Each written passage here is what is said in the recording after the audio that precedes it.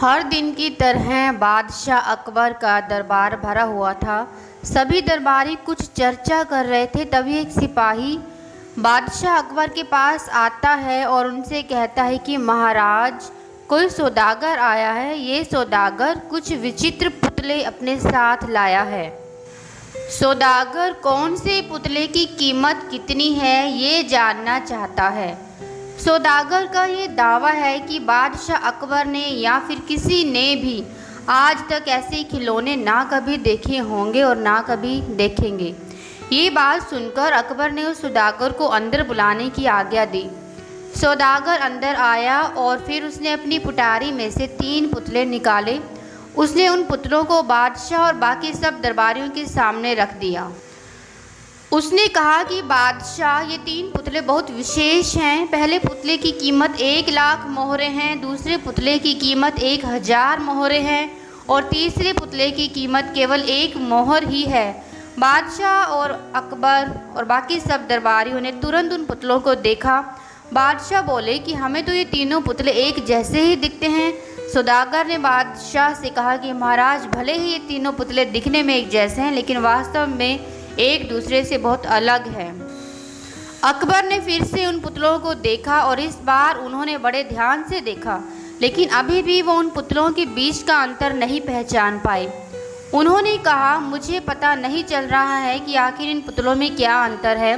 दरबार में हाजिर सभी लोगों ने देखा, पर किसी को भी उन 3 पुतलों के बीच का अंतर पता नहीं चला। सौदागर ने बादशाह से कहा कि महाराज, मैंने तो बीरबल की बुद्धिमत्ता के बारे में बहुत सुना है। अगर बीरबल इन पुतलों की सही कीमत बता दे तो फिर मैं मानूं कि बीरबल सच में बुद्धिमान है।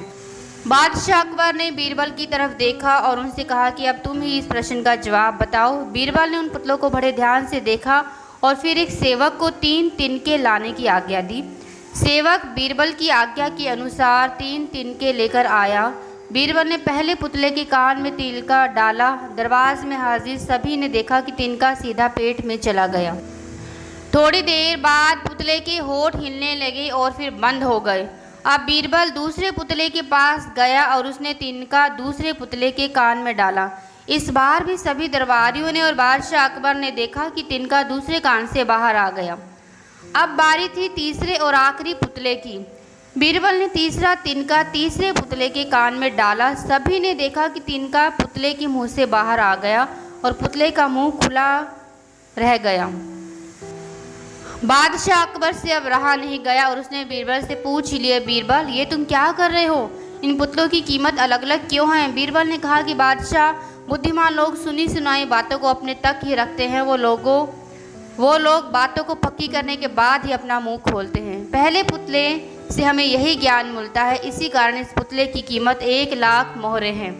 कुछ लोग हर बात को अनसुना कर देते हैं, जैसे कि इस दूसरे पुतले ने किया। एक कान से सुना और दूसरे से निकाल दिया।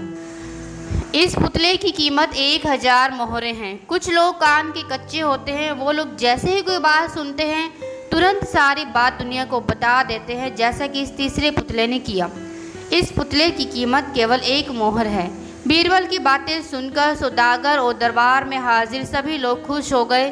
सौदागर ने कहा कि बीरबल, आज मैंने तुम्हारी बुद्धिमत्ता देख ली और मैंने मान लिया कि तुम सच में बुद्धिमान हो।